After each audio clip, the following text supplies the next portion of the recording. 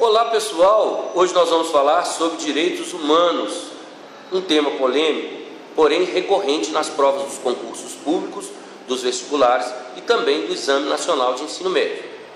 A Comissão de Direitos Humanos do Poder Legislativo, representado a nível municipal pelas câmaras municipais, a nível estadual pelas assembleias legislativas e a nível federal pela Câmara dos Deputados e pelo Senado, tem como função avaliar e investigar as violações dos direitos humanos. Violações de direitos humanos praticadas muitas vezes pelo próprio Estado ou pelos seus próprios agentes. Direitos humanos esses que não são quaisquer direitos humanos, são os direitos humanos criados pela Carta de Direitos Humanos da ONU no pós-guerra. A base dessa ideia foi o Holocausto, a perseguição de judeus pelo nazismo. Terminada a Segunda Guerra Mundial, apareceu a preocupação dos direitos humanos em relação ao genocídio, aos crimes de uma raça contra outra, ao extermínio de uma etnia contra outra etnia, à perseguição do Estado às pessoas com determinado tipo de posicionamento político ou religioso. Os direitos humanos, como nós estamos entendendo no pós-guerra, está associado ao conceito de minorias. Se você quiser conhecer melhor esse conceito de minorias, acesse o vídeo Temas do Enem, o que são minorias. Os direitos humanos não se separam da ideia de minoria, por quê? Porque também no pós-guerra a noção de democracia também foi alterada. A noção de democracia era um conceito de governo da maioria, que foi profundamente alterado após a Segunda Guerra Mundial. Nesse contexto, a noção de direitos humanos apareceu como? Apareceu garantindo a liberdade individual, garantindo a não tortura, garantindo a não investidura do Estado sobre o indivíduo. E com a preocupação que essa democracia da maioria não se transformasse em uma ditadura da maioria. Ou seja, que o governo de uma maioria poderia se tornar um governo de uma aristocracia que manipulava a maioria.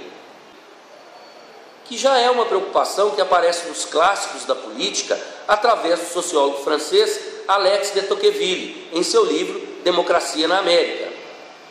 Terminada a ditadura militar aqui no Brasil, também surgem as discussões em torno das criações das comissões de direitos humanos. O Brasil passou por um período de ditadura, onde as liberdades individuais foram cerceadas pelo regime militar.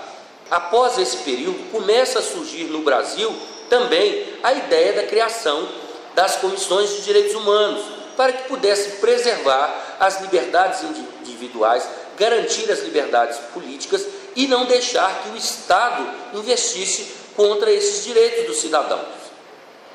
O resultado é que a partir de 1985 começa a surgir a ideia de comissões de direitos humanos nos poderes legislativos. E aí nasce a Comissão de Direitos Humanos e de Minorias, porque ela não tem a função apenas de preservar e garantir esses direitos. Surge aí uma nova função, a promoção desses direitos, a promoção dos direitos dos negros, dos índios, das mulheres, dos homoafetivos, dos afrodescendentes e assim por diante. Ela nasce também com a função de promover a ideia desses direitos na sociedade. Ela nasce com este nome justamente por conta desta história. A Comissão de Direitos Humanos trabalha com os crimes morais, crimes do tipo racismo, homofobia, perseguição a etnias, perseguições religiosas, perseguições às mulheres, perseguições aos índios. Então não são quaisquer direitos humanos. Há uma confusão muito grande, porque muitas vezes na sociedade as pessoas entendem que a Comissão de Direitos Humanos serve apenas para preservar os direitos dos bandidos, o que não é uma verdade.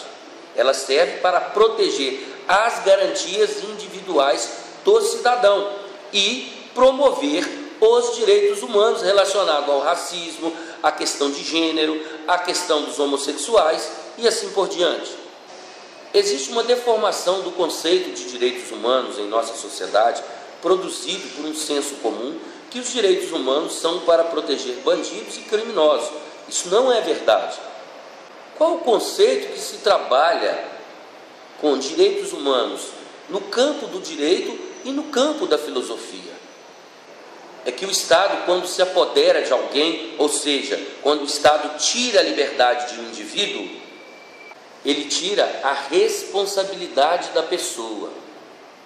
Por quê? Porque a responsabilidade no mundo moderno funciona associado ao conceito de liberdade. Você é responsável por quê? Porque você tem a liberdade. Você é responsável por quê? Porque você é livre. Você tem a liberdade. Portanto, você pode dar respostas às suas ações. Quando o Estado tira a liberdade daquele indivíduo, ele tira também a sua responsabilidade. E quem arca com a responsabilidade daquele indivíduo? O próprio Estado. O Estado passa a ser o tutor, o cuidador daquele indivíduo. E é por isso que o Estado tem a função de proteger aquele que ele tirou a liberdade.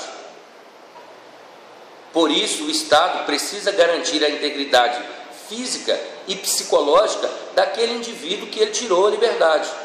Por isso que muitas vezes vem essa deturpação de um segmento contrário aos direitos humanos. E muitas pessoas vão perguntar, mas aquele que foi morto por esse indivíduo, ele não tem direitos humanos?